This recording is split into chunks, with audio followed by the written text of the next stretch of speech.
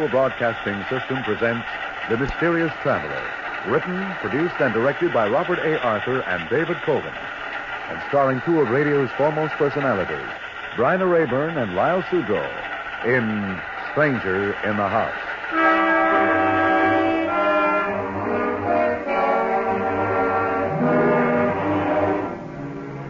This is the Mysterious Traveler, inviting you to join me on another journey into the realm of the strange and the terrifying. I hope you will enjoy the trip, that it will thrill you a little and chill you a little. So settle back, get a good grip on your nerves, and be comfortable, if you can, as we follow the nerve-wracking adventures of a young couple in search of a home. It's the story I call Stranger in the House.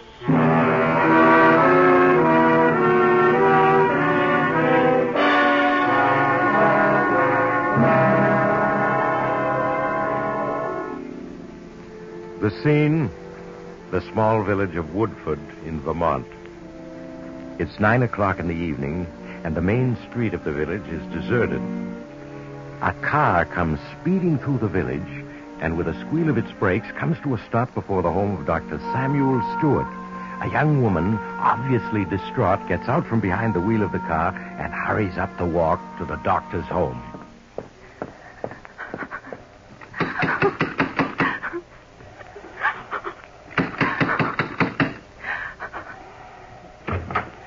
Oh, Dr. Stewart. Yes, won't you come in? Thank you. Doctor, You've got to help me. I can't stand it anymore. Well, of course I'll help you. Here, let me have your coat. All right. Now, what appears to be wrong? I don't know how to tell you about it. You'll think I'm insane, but I'm not. I'm sure you're not. Now, why not start from the beginning and tell me what's troubling you? Well, I suppose it all began the day my husband and I left this village to look at a house in the country that was for sale. Yes, I can recall how happy we were as we drove through the countryside. Oh, Roger. Darling, I do hope this will be the house we're searching for. Oh, look, we're coming to the old colonial graveyard the agent told us about. He said the house was a quarter of a mile beyond. Yeah, that's right. At the end of this curve, there should be a small bridge over stream. Small bridge over a stream? Mm-hmm. Look, there it is. Now, the house should be just a little beyond. Roger, I don't recall the agent having mentioned the bridge. Why, he must have, darling. How else would I have known it was there? Now, look, there's the house. Oh, Roger, isn't it beautiful? Uh-huh. Oh, and what a view it commands. All right, now, look, Jane, you mustn't get too excited about the place. It's probably all fallen to ruins inside. Oh, nonsense, darling. You can see it's one of those early colonial houses built to endure for centuries. Oh, it's just what we've been dreaming of. Yes. This place certainly looks wild and desolate, doesn't it? Well, naturally. The agent said it's been empty for years. Come on. Uh-huh. I don't know what I do with that key now. Roger, look at this old engraved plate set in the wall. You can barely make it out. Wickford Manor. Oh, that's a lovely name. Yeah, here we are. Here's the key. Wickford Manor. Oh, I know I'm going to love this place. There you are. After you, Mrs. Barton.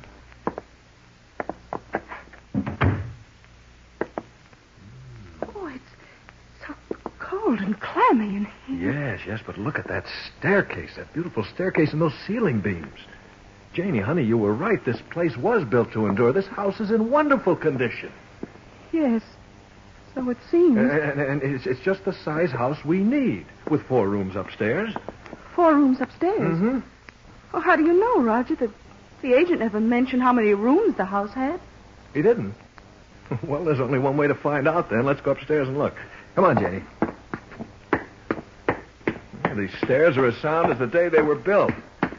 This house would require very little in the way of repairs. Yes, but it hasn't any electricity, Roger. Oh, so what? We could use lamps till a line could be run to the house. There. Now, you see what I tell you? There are 4 rooms upstairs. Yes, so there are. It's as though you'd been in this house before. Well, as a matter of fact, I almost have a feeling I have been. Maybe that's the reason I like it. Hey, darling, what's the matter? You've been ever so quiet since we entered the house. Don't you care for it? Oh, it's lovely, Roger, only... Only what? I don't know. It seems unfriendly. Unfriendly? Who ever heard of a house being unfriendly? And you were crazy about the place when we drove up to it. Yes, I know, but that was before we entered it. Honey, it's even nicer inside than it is outside. Yes, I suppose so. And think of what a bargain it is at $5,000, Jane. Why, we've looked at houses that cost twice as much and weren't as nice. It is a bargain. But you still don't like it, do you? All right. Then we'll keep looking till we find a house we both like. Oh, nonsense, darling. Well, we'll never find anything nicer. Now, that room with the southern exposure will be our bedroom, and that room... Oh, Janie, you're wonderful. And we will be happy here, honey. I know we will.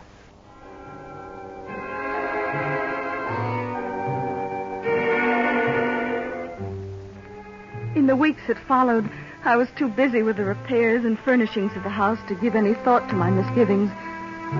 But they all returned in overwhelming force that first evening in our new home.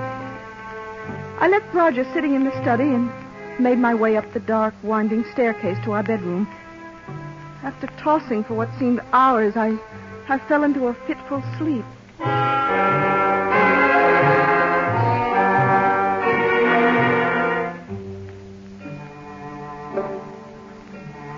I suddenly awakened to hear the clock in the hall striking the hour. It was 4:00, and Roger's bed was empty. Quickly slipping on my robe, I left my room and started down the stairs to the study. As I reached the foot of the stairs, I stopped. Who are you? To my astonishment, I heard Roger's voice in the study. I slowly approached until I was at the door. Clearer. It's so difficult. The mist obscures your face. Who are you? Well, why don't you say something? Roger! Roger, unlock this door. It's Jane. It's coming between us. I can hardly see you. Oh, no, don't go. Come back. Please, come back. Darling, please unlock this door. Please. Roger! Oh, Roger. What is it, Jane? I was so frightened. Who were you talking to? Talking to? Yes. Well, I don't know. I must have been dreaming. Yes, you must have been there. There isn't anyone... Roger, you smell perfume in here? Perfume? Well, yes. Isn't it the perfume I gave you for your birthday? Oh, no, it isn't my perfume. It smells like narcissus. Yes. Darling, what were you dreaming about? Well, it was night, and all around me was a mist. A mist so heavy I couldn't see more than a few feet. There was a woman. A woman? Yes, I could barely make out her face in this swirling mists, but it was a beautiful face. The most beautiful I've ever seen. How strange. Of course it was a dream. Yes, of course. We both agreed it was a dream. But in our unspoken thoughts, it was more than a dream. The next day, I entered the study several times to find Roger sitting at his desk, staring into space. The scent of narcissus was gone. That night, Roger tossed and turned in his bed, unable to fall asleep. Just before dawn, I awoke to find his bed empty. A cold terror swept over me as I left my room and started down the stairs to the study. And then I heard that which I most dreaded to hear. Roger's voice. Who are you? This mist. If only you'd come closer. Bridge the distance between us. I've seen you before, haven't I? And yet, where? Yes, I can see much better now. You are beautiful. Who are you? Roger! Roger, please open the door. Why are you leaving? No, please don't. Come back, please, come back. Darling, let me in. Please open the door. Oh, Roger, are you all right? Yes, of course I'm all right. The scent of narcissus. The study's filled with it. Why did you wake me? You saw her again, didn't you? The narcissus. It's her scent. You only hadn't awakened me. Roger, what are you saying? If only she'd spoken to me. What are you saying? It is a dream, isn't it? It must be. I don't know. When twilight comes, I feel her presence in the house, in this room. It's your imagination. It must be. Yes, but the scent of narcissus, where does that come from? I don't know, but it's evil. The house is evil. We must leave it. Leave it? No, we can't leave it. I've got to see her again. I've got to find out who she is. Roger, we must leave. I don't understand what's happening to us, but it's evil. I can feel it. No, I won't leave. I can't.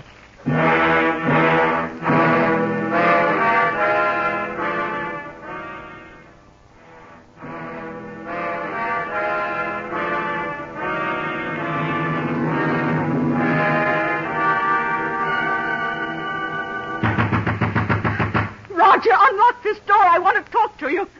Roger! What do you want? I thought I told you I wasn't to be disturbed. I must talk to you, make you realize that you... Tonight, Jane, she was closer to me than ever before, so close I could almost touch her. I spoke, and she started to reply, and then you knocked. Roger, what's happening to you?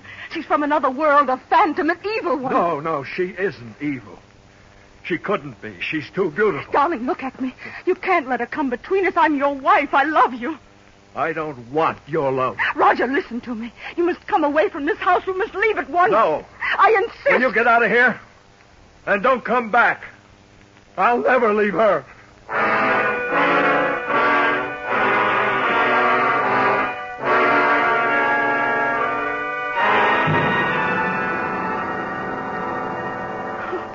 As I fled from the house, Doctor, I could still hear him shouting, "I'll never leave her." Oh, you must help me, Doctor. You must. I'll do what I can, Mrs. Barton. You don't think I'm losing my sanity, do you? No. That which you fear may well be. Look, there's a history to Wickford Manor, though few people are familiar with it. A history? Yes. The house was built in 1811 by Martin Wickford for his bride, Marie Duval. It was considered one of the finest houses in New England. A year later, Marie's sister Isabel came to live with the Wickfords. From some of the old records, letters, I gather she was a remarkably beautiful woman. So beautiful that Martin Wickford fell in love with her. And she with him. Then what happened? One day, while Martin was hunting in the mountains, he was killed in a fall. When his companions brought his body back to Wickford Manor, they found Marie, his wife, dead. She'd been poisoned. Poison? Yes. At the sight of Martin's body, Isabel went to pieces and confessed to the poisoning of her sister. But before she could be arrested, she did away with herself. In the study. In the study? Yes. There's a quotation in the Bible to the effect that a murderer shall find no peace in the hereafter. Isabel Duval was a murderess. Then you do believe her spirit is in the house? In the years that followed the tragedy, Wickford Manor had a succession of tenants, all of whom left after a brief residence. You mean they saw her too? Well, the tenants made no claims of seeing anyone, but their fear of an unknown element in the house led to their leaving. Yes, but if the other tenants never saw her, why should Roger see her? Well, Mrs. Barton, have you ever visited some place for the first time, had the feeling you'd seen the place before? Oh, why, yes, but that was imagination. Can one be sure it is imagination? Perhaps you had seen that place in the long ago as another person. As another person? Yes. You mean Roger as another person had once known Wickford Manor? How else do you account for his remembrances of things he'd never seen in this life? I don't know. Doctor, you're trying to tell me something. What is it? All I know is we must return to the manor at once. The spirit that's abroad in that house is one to be feared more than death itself.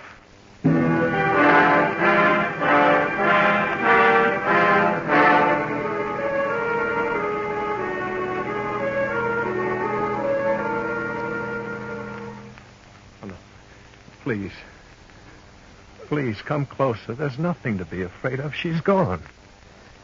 Oh, please, there are only the two of us now.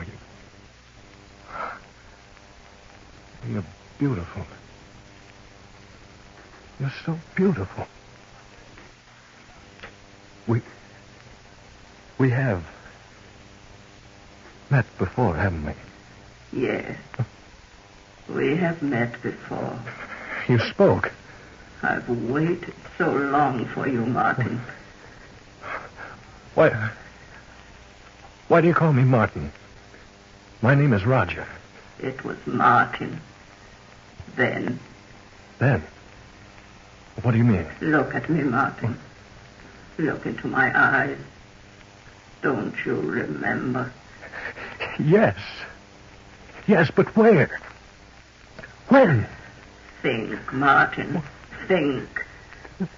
Time is the barrier between us, but we shall overcome it. Think back into the dim past when you lived in this house and we loved each other. When? Isabel. Isabel. Yes, Martin. Isabel. Do you remember now? Yes. I remember everything up to the day I went hunting in the mountains. And I fell. What happened to me, Isabel? What happened to us? To our love? Don't think of that accursed day, darling. But think of the future. Our happiness together. Yes, Isabel, our happiness together. Just the two of us. In this house, I have waited so long for you to come back, Martin. But at last we are together. Yes, darling, forever. Roger, please open the door. She's come back. She's come back, Isabel. Don't go. Darling, don't leave me. I must, Martin. No, come back. Come back, please, come back. Roger, unlock this door. What do you want? Who's he? Oh, this is Dr. Stewart, Roger. Doctor, this is my husband. What the devil did you bring him here for? Roger, please, I thought perhaps he could help. What do you mean help us? I don't need anyone's help. Your wife has told me everything. My wife has quite an imagination, Doctor. Roger. Lately she's taking to imagining all sorts of things. I'm beginning to believe she's become unbalanced. I'm not. How can you say such a thing? I wish you'd trust me, Mr. Barton. Allow me to try to help you. I must warn you, the spirit of the woman you see in this study is an evil one that will lead you to disaster. I told you I don't need help from you or anyone. Now get out, both of you. Roger. Come along, Mrs. Barton. All I ask is to be left alone. Oh, Roger. Please, don't cry, Mrs. Barton. You saw him. It's as though he were possessed. Yes, I know. We must do something. We must. We shall. Not tonight. I must have time to think about it. You'd better return to the village with me. No, I don't want to leave him in the house alone. Something might happen to him. Are you sure you want to stay? Yes. Very well. I'll return late tomorrow afternoon. When I do, we will take action.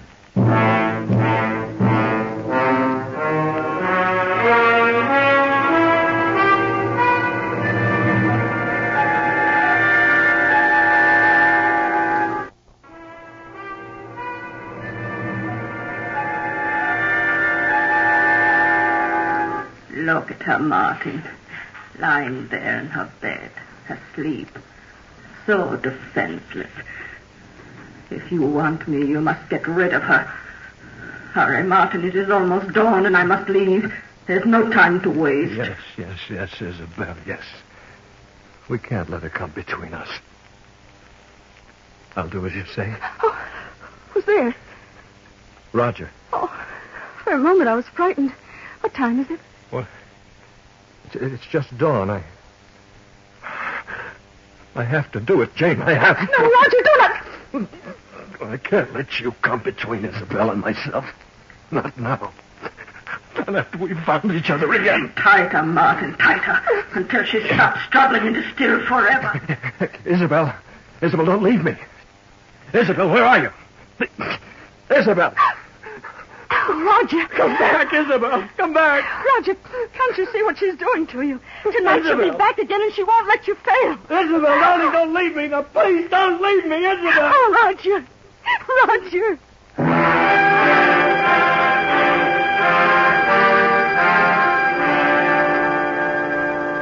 And then he stopped choking you, ran out of your room and down to the study? Yes, Where is he now? he's still in the study. He's been there all day. I should have known better than to have let you remain in this house last night. She knows that if he murders you, he'll join her cursed spirit Oh, forever. look, it's growing dark out. Soon she'll appear before him again. Doctor, we must do something. Last night you said you'd help And me. I will. This woman, Isabel, has been denied the peace of the grave because her sister's blood is on her hands. She belongs neither to the living or the dead, only to this house. If we could get your husband to leave, it might break the spell she's cast over him. Yes, but he absolutely refuses to Then leave. we must force him to. Force him to. Yes. I can very quickly give him a hypodermic, render him unconscious. Yes, then we could carry him away. To make sure he never returns to this house, we must burn it to the ground before we leave. Burn the Yes, house? yes. Unless, of course, you don't want to. Oh, yes. Yes, we will burn it. And the evil that's in it. Then if you'll lead the way to the study. All right, Doctor. Have you the hypodermic ready? Yes. And when your husband opens the door, just gain his attention for a moment. Long enough for me to give him the hypodermic. Very well. Shall I knock now? Yes, I'm ready. Roger, open the door. I want to talk to you. What do you want? Why has he come back to this house? Oh, he's come to take me away, Roger. Take you away. Well, good. I'm glad to see... What did you stick me with? What's that in your hand, Doctor? Just a hypodermic, Mr. Barton. A hypodermic? Well, why? What are you up... You're trying to take me away from this house. From her. Well, I won't go. I won't go. Do you hear? You'll never... Doctor, quick, he's falling. I've got it, Mrs. Barton. Yes. Now, I suggest you take that lamp and smash it on the floor. Yes, let's burn the place to the ground. That's it. Now, you better help me carry your husband out of the house, Mrs. Barton. In a little while, this house will be a mass of flame.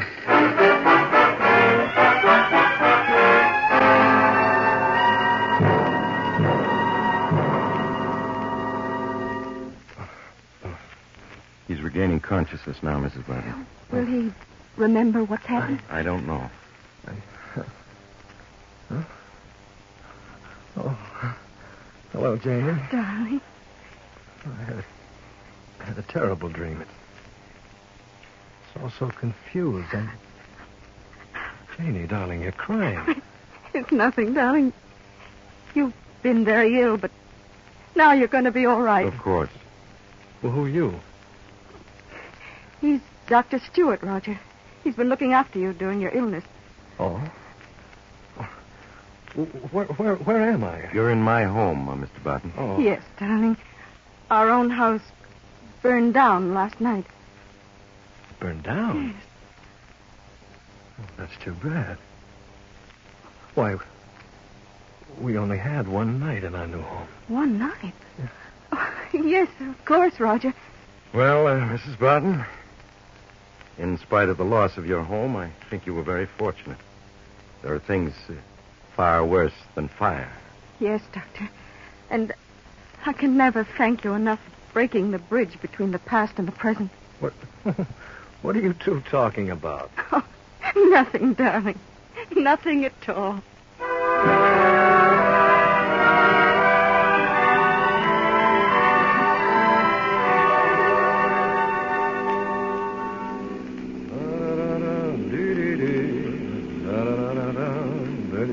Oh, Roger. Oh, darling, you've been humming that all day. Well, I'm just glad to be out of a sick bed and on my way to California.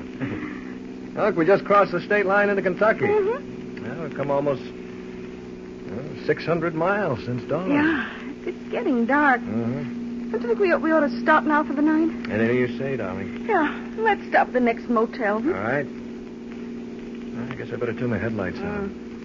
There.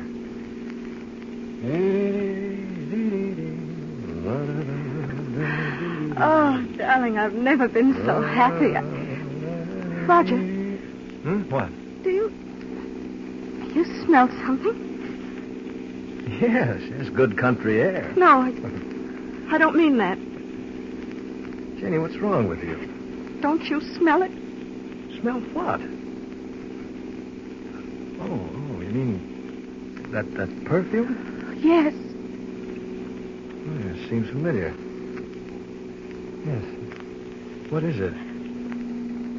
Narcissus. Narcissus. Wasn't that the scent in the study that first evening? Yes. She's in the car, isn't she, Roger? She's followed us. Roger, answer me. What? Roger, you mustn't listen to her. She's trying to come between us. Darling, look at me. Look at me. Why are you slowing down? No. No. No!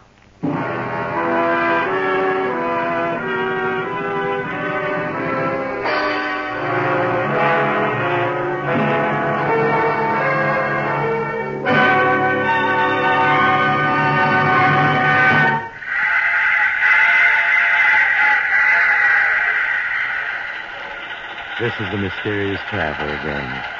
Did you enjoy our trip? Poor Janie. There are some ghosts you just can't escape from.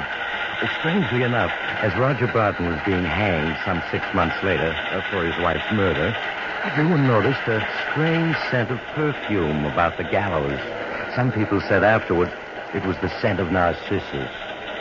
I trust that if you ever see a house for the first time and it looks familiar, you'll have the good sense to turn and flee. Perhaps a ghost out of your past awaits in that house. A ghost that's been waiting for you a long time, and he's Oh, you have to get off here. I'm sorry. I'm sure we'll meet again. I take this same train every week at this same time.